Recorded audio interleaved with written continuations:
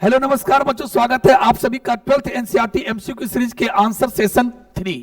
आज जो होगा 31 नंबर क्वेश्चन से लेकर 42 नंबर तक के क्वेश्चन में क्या क्या आंसर होगा, उन सारे आंसर को आज आप लोग जानोगे और मैं उन सारे आंसर को रखने जा रहा हूं पूरा एक्सप्लेनेशन के साथ। तो अंत तक वीडियो में बने रहिए। शुरुआत करते हैं 31st नंबर क्वेश्चन से। 31st नंबर क्वेश्चन में कहा गया, from the sexually transmitted diseases mentioned below, identify the one which does not specifically affect the sex organ। इस चारों स्टडी में इस चारों सेक्सुअली ट्रांसमिटेड डिजीजेज में से कौन डिजीज सेक्स ऑर्गन को पार्टिकुलरली प्रभावित नहीं करता है। तो आंसर इसका क्या होगा? एड्स। क्यों?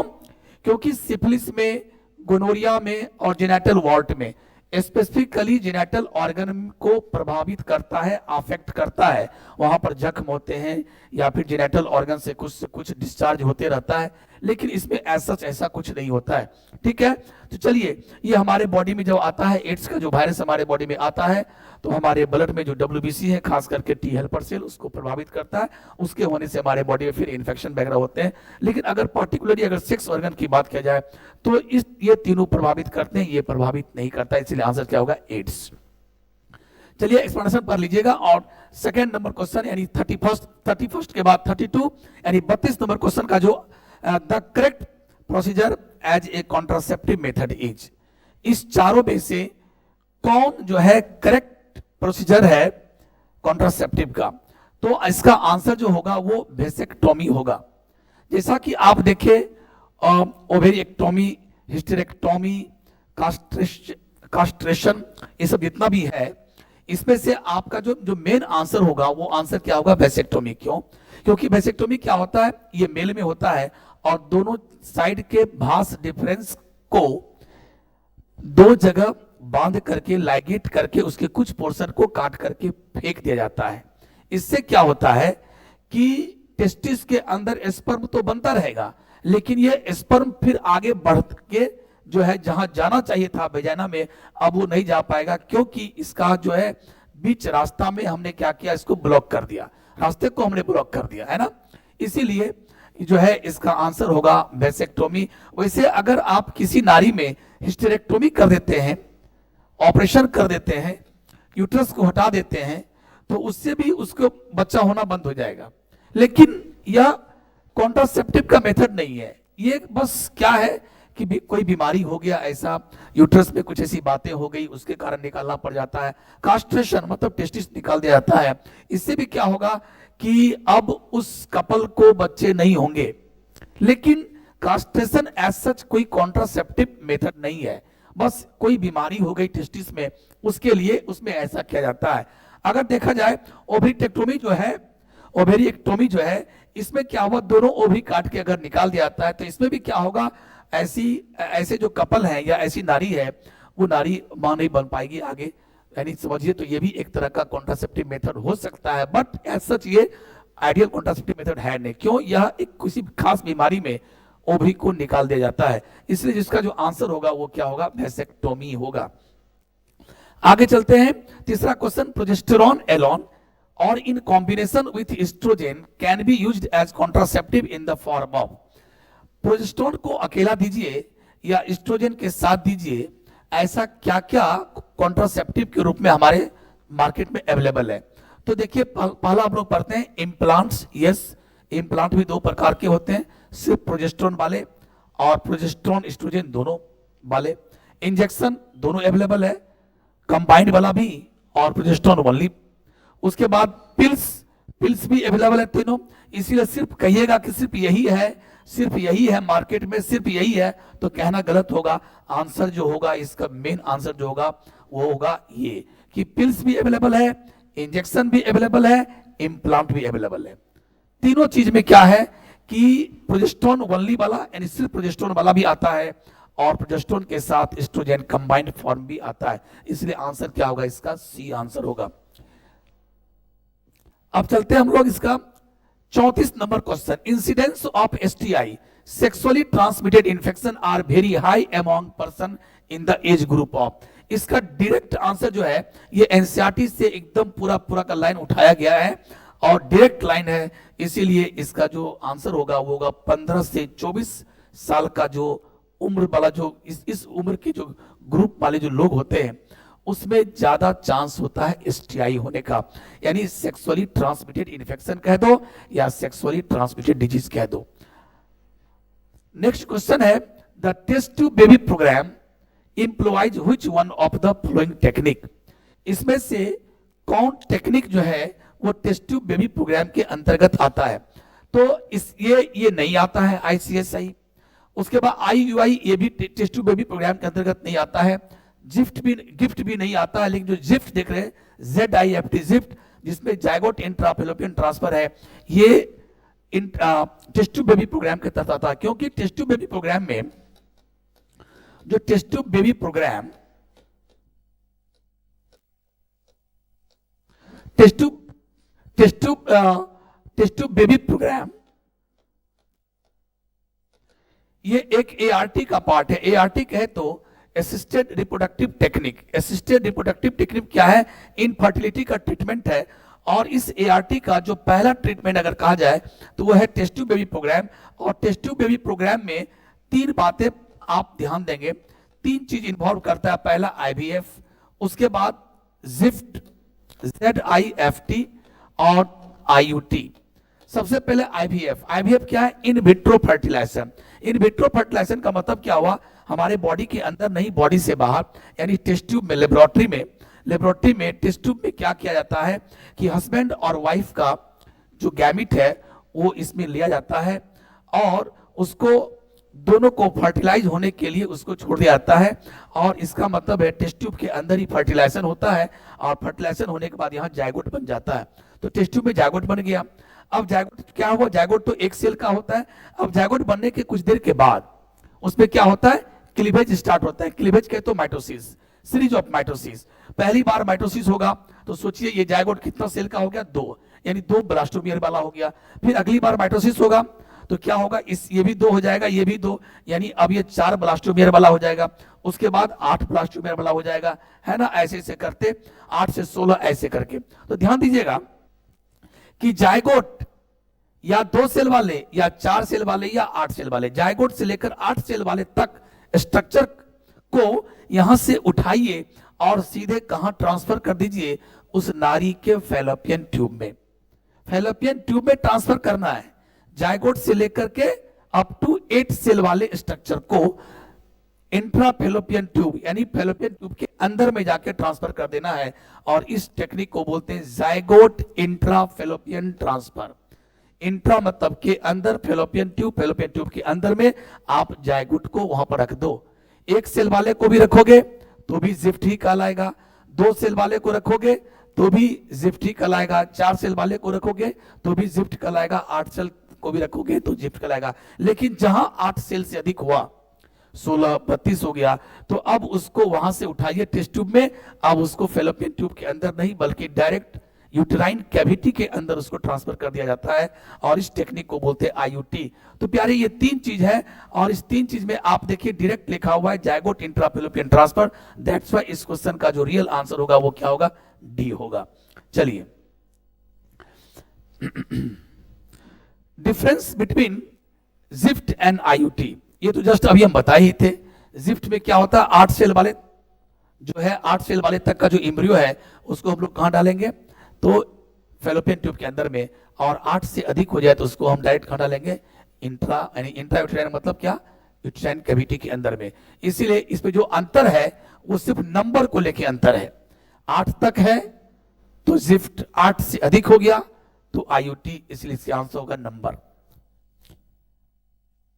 आगे चलते हैं। Which of the following statement is incorrect about gift? Gift के बारे में कौन लाइन गलत है? कौन लाइन गलत है इस चारों में से? जायगोट इंट्रा फेलोपियन ट्रांसफर, ये तो भाई सही है line. Type of IVF, yes IVF का ही एक टाइप है, उसी का एक पार्ट है। Embryo with more than 8, no no no no no no, 8 से ज्यादा नहीं, बल्कि जायगोट और embryo with up to 8 blastomere are used. इसीलिए इसमें जो लाइन है इसमें कहता कौन इनकरेक्ट है? तो C इनकरेक्ट है। तो इसका जो आंसर होगा वो C होगा।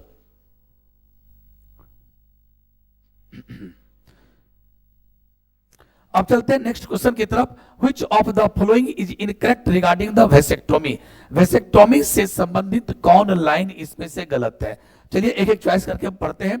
No sperm in seminal fluid, no sperm in epididymis, vas deferens is cut and tied, irreversible sterility. Yes, देखिए ये लाइन तो बिल्कुल सही है कि वेसेक्टोमी में दोनों साइड के वास्ट डिफरेंस को काटा जाता है। ओके, इरिवर्सिबल है, जब एक बार ऑपरेशन हो गया तो हो गया, अब वो जो है इस साइड से स्पर्म जाएगा नहीं, तो कभी अब दूसरा जो अगला जो प्रेगनेंसी है वो कभी होगा नहीं। अगला है no sperm in seminal fluid.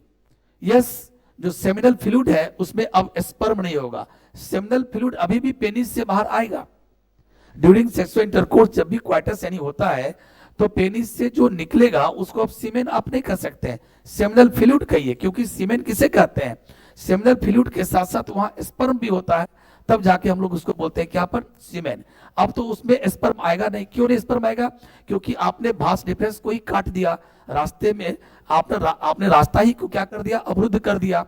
ठीक है, इसीलिए अब वो आगे बढ़ेगा नहीं। हाँ, एपिडिडाइमिस तक रहेगा, एपिडिडाइमिस तक रहेगा, उसके आगे वो नहीं बढ़ पाता है। तो नहीं बढ़ पाता, इसका मतलब है कि सेमिनल फ्लूइड में अब स्पर्म नहीं है। तो ये भी बात सही है, ये भी बात सही है। ये भी कहता है गलत कौन है? तो गलत ये है, क्योंकि कहता है कि एपिडिडाइमिस में स्पर्म नहीं होगा। भाई एपिडिडाइमिस में स्पर्म क्यों नहीं होगा? हम जो भी काटे हैं, अगर हम ऐसे फिगर बनावे कि ये स्क्रोटम है, स्क्रोटम के बाद ये क्या है? ये टेस्टिस है, और टेस्टिस के ऊपर क्या होता है? ये देखिए, ये एपिडिडाइमिस है, ये एपिडिडाइमिस है, और एपिडिडाइमिस जहां से समाप्त हुआ वहीं से क्या शुरू होता है? देखिए, यही भास डिफरेंस है। आपने यहां कट लगाया, इनफैक्ट यहां को आपने यहां कट, यहां पर बांधा, यहां बांधा, ये काट के फेंक दिया, तो भाई टेस्टिस से तो स्पर्म बन के निकल ही रहा है, तो यहां क्यों नहीं होगा? यहां तो होगा ही, इसके आगे नहीं जाएगा ना। तो ये कह रहा है कि no sperm in epididymis, epididymis sperm नहीं होगा वेसेक्टोमी कर देने के बाद। तो ये बात, ये आप जो कह रहे हैं वो गलत है। इसीलिए मेरे प्यारे बच्चों, तो इस क्वेश्चन का जो आंसर होगा इस क्वेश्चन का जो आंसर होगा वो क्या होगा? बी। अब चलिए 39, 39वां number question. If a colour blind man marriage a woman who is homozygous for normal color blind, the probability of their son being color blind is। बहुत मजेदार क्वेश्चन है, बढ़िया क्वेश्चन है। देखिए इसका आंसर क्या होगा, निकालिए।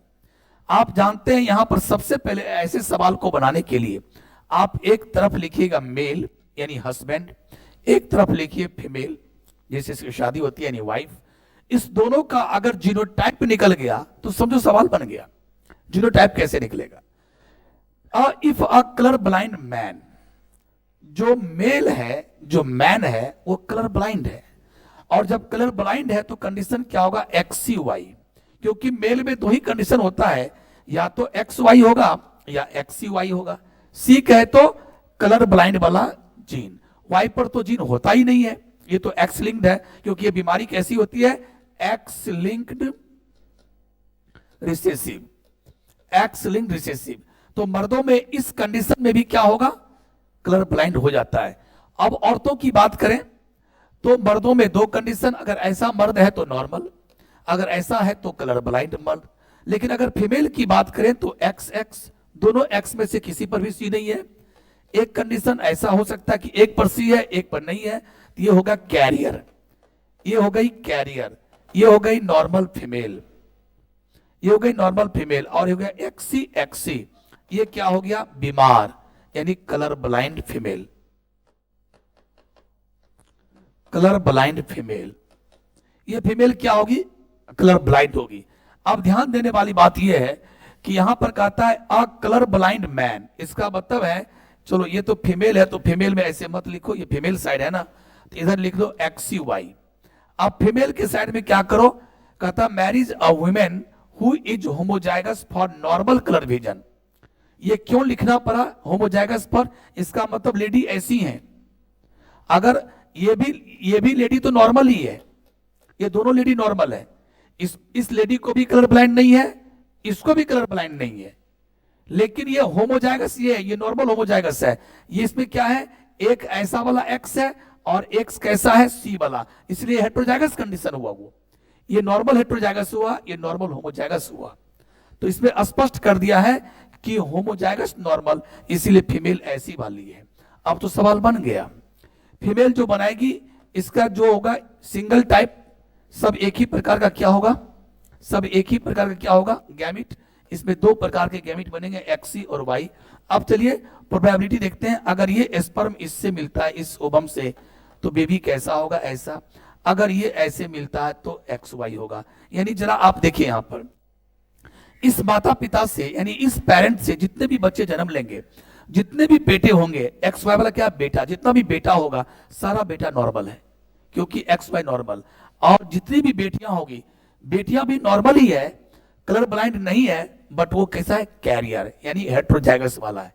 इसीलिए और क्वेश्चन पूछता है कि इस माता पिता के जो बच्चे होंगे, कौन बच्चे, बेटा, उस बेटा में कलर ब्लाइंड होने का कितना चांस है, कितनी प्रोबेबिलिटी है, तो आंसर 0, बिल्कुल नहीं। सारा का सारा बेटा, जब भी इससे बेटा पैदा होगा सारा बेटा नॉर्मल ही होगा। तो आंसर क्या हो गया, ए। आंसर क्या हो गया, ए। अब चलते हैं हम लोग 40 नंबर क्वेश्चन की तरफ। In which genetic condition each cell in the affected person has 3 sex chromosome, जैसा कि XXY, यानी कंडीशन ऐसा होना चाहिए। जनरली आप जानते हो कि अगर 44 प्लस XY होता है तो ये मेल होता है, और 44 प्लस XX होता है तो ये फीमेल होती है। लेकिन कंडीशन अब कैसा हो गया, 44 प्लस XXY, यानी यहां पर 2 सेक्स क्रोमोसोम नहीं बल्कि 3 सेक्स क्रोमोसोम हो गया। एक एक्स्ट्रा एक्स आ गया, किसमें, मेल में, यहां लिख भी दिया गया XXY। तो बताइए ये कौन सी बीमारी है, तो इसका सीधा सीधी आंसर हो जाएगा क्लिनफेल्टर सिंड्रोम। क्लिनफेल्टर सिंड्रोम में होता है कि एक एक्स एक्स्ट्रा आ गया, कभी कभी तो एक से, अभी ऐसा भी हो सकता है 2 एक्स एक्स्ट्रा आ गया, ये तो पहले से था, 2 आ गया एक्स्ट्रा। ऐसा भी हो सकता है 3 एक्स एक्स्ट्रा आ गया। ये सभी क्लिनफेल्टर सिंड्रोम ही है, लेकिन जो मोस्ट कॉमन क्लिनफेल्टर सिंड्रोम होता है वो ये होता है कि एक एक्स एक्स्ट्रा आ जाता है, और एक एक्स एक्स्ट्रा आ गया जिसमें फेमिनिन कैरेक्टर, ऐसे मर्दों में फेमिनिन कैरेक्टर आ जाते हैं, और जिस मर्दों में क्लिनफेल्टर सिंड्रोम होता है ऐसे मर्द स्टेराइल हो जाते हैं, इनफर्टिलिटी के शिकार हो जाते हैं, क्योंकि इसका जो टेस्टिकल का साइज होता है, टेस्टिस, वो बहुत छोटा हो जाता है और वो स्पर्म पैदा नहीं कर पाता, इसीलिए ऐसे इनफर्टिलिटी के शिकार हो जाते हैं।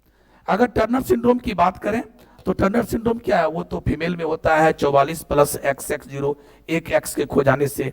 तो यहां पर तो भैया कहता 3 होना चाहिए, एक ही एक्स है, इसमें तो एक ही एक्स है, 44 प्लस X0, तो ये भी बात नहीं इसमें मिला। फिनाइल कीटोनुरिया, ये तो भाई एक्स लिंक्ड, ये तो ऑटोजोमल रिसेसिव है, ये तो ऑटोजोमल रिसेसिव है, और ये भी क्या है, ऑटोजोमल रिसेसिव है, ये पॉइंट म्यूटेशन से होता है, और ये भी एक अलग बीमारी है जिसमें फिनाइल एलानिन हाइड्रोक्सिलेज एंजाइम की कमी के कारण होता है। इसलिए जो रियल आंसर होगा वो कौन होगा, क्लिनफेल्टर सिंड्रोम होगा। अब चलते हैं 41 number question. If a colour blind female marries a man whose mother was also colour blind, what are the chances of her progeny having colour blindness. बेहतरीन क्वेश्चन है। जब ये क्वेश्चन हम डाले थे तो मैक्सिमम इंसान जो आपने आंसर मारा था, कुछ इंसान के आंसर सही थे, लेकिन कुछ लोग जो क्वेश्चन का आंसर मारे थे वो आंसर गलत था। प्यारे, इसको देखिए कैसे बनाने का तरीका है। इसमें कुछ ट्रिक दिया गया, कुछ आपको फंसाने की कोशिश की गई, आपको फंसाने की कोशिश किया गया कि आप फंस जाइए और क्वेश्चन का आंसर गलत कर दीजिए। कुछ लोग ऐसा ही किया, गलत कर गए। कैसे होगा, चलिए सबसे पहले आप एक लाइन खींचिए, इधर लिखिए मेल और इधर फीमेल, यानी हस्बैंड और वाइफ। अ कलर ब्लाइंड फीमेल मैरिज, एक फीमेल है जो कलर ब्लाइंड है। चलो तो इस फीमेल का ये तो भैया क्लियर हो गया XC, क्योंकि ये नारी जो शादी करने चली है उसको कलर ब्लाइंड है, और फीमेल को कलर ब्लाइंड हो तो कंडीशन क्या होता है, XC, तो लिखा गया XC। अब जिससे शादी करती है उसके बारे में सिर्फ एक ही आया है क्लू, जिस मर्द से शादी किया उस मर्द के बारे में एक ही क्लू दिया है कि इसके बाबूजी को इस लड़का की जो मां है इस लड़के की जो मां है उस मां को कलर ब्लाइंड था। तो बताइए कि अब what are the chances of her progeny having colour blindness. इनके बच्चों में, बेटा और बेटी नहीं पूछा है, बच्चों में, प्रोजिनी बच्चों में कितना % चांस है कलर ब्लाइंड होने का। तो देखिए अब इस मर्द का, इस मेल का, इसके हस्बैंड का निकालिए जीनोटाइप। तो क्या होगा जीनोटाइप? मर्द में तो दो ही जीनोटाइप होता है, या तो XY या XCY। अब देखिए इसकी मां बीमार है, इस लड़के की मां बीमार है। अब इसको बैक ले चलिए, ये लड़का जन्म लिया और ये लड़का XY तत्काल बना दो। लड़के की मां यहां है, बाबूजी क्या है हमको पता नहीं है, बाबूजी क्या है, बीमार है, मेरा हमको पता नहीं है, नहीं दिया है, मां बीमार है। अब देखिए मां इसको क्या देगी?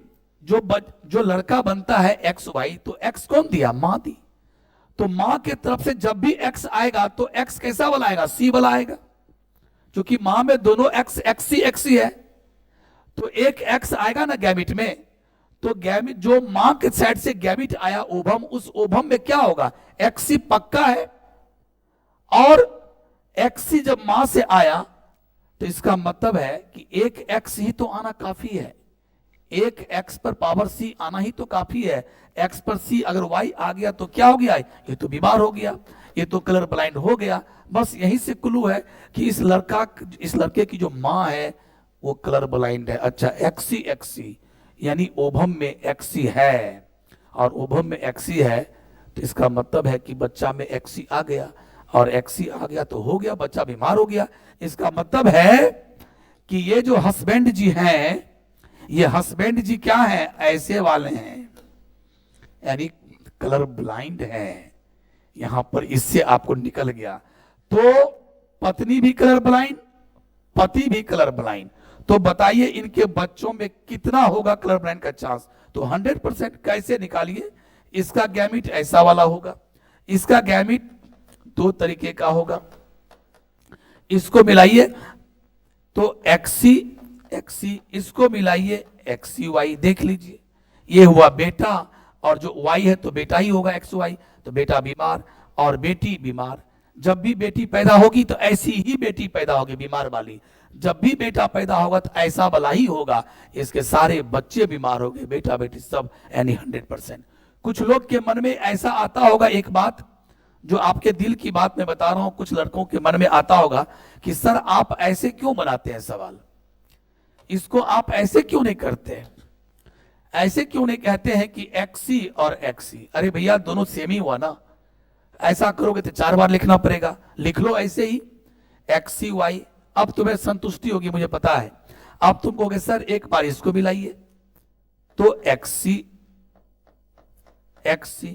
सर एक बार इसको मिलाइए, इसकी प्रोबेबिलिटी उससे कराइए XC।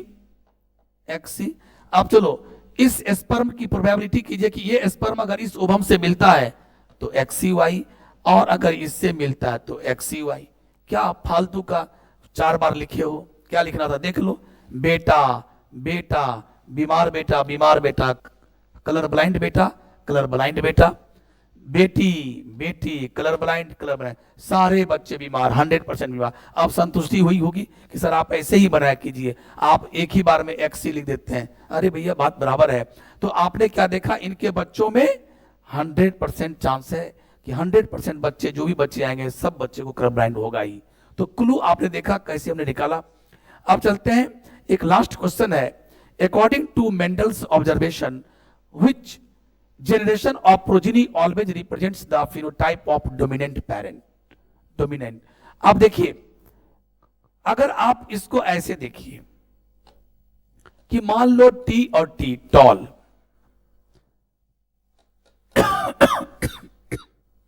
T और T ड्वार्फ,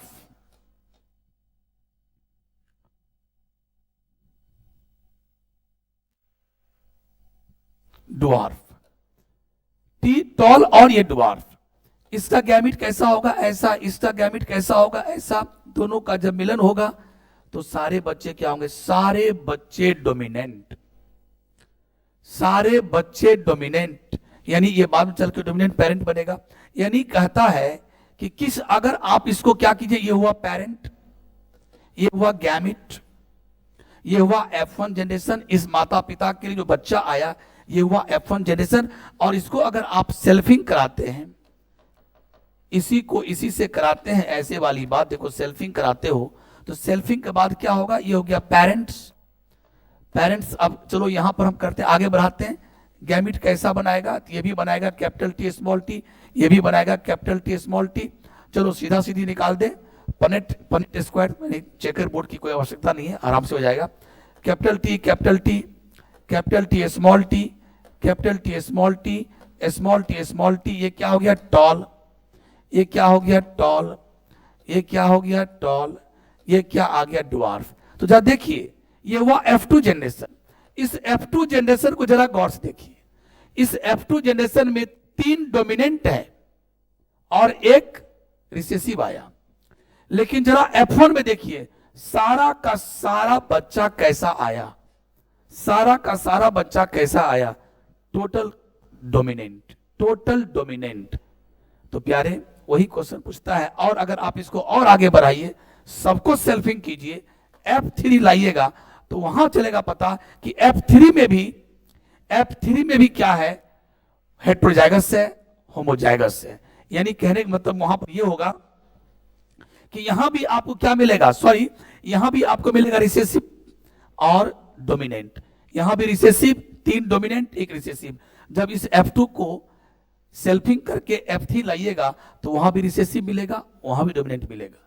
सवाल ही पैदा नहीं होता है कि रिसेसिव नहीं मिलेगा। यह कहता है कि कोई ऐसा जनरेशन बताइए जिस जनरेशन में मोनोहाइब्रिड क्रॉस के या डायहाइब्रिड क्रॉस के, मतलब मेंडल साहब जो क्रॉस करते थे उसके किस जनरेशन में 100% बच्चा जो है वो डोमिनेंट होगा। ये कह रहा डोमिनेंट वाला होगा।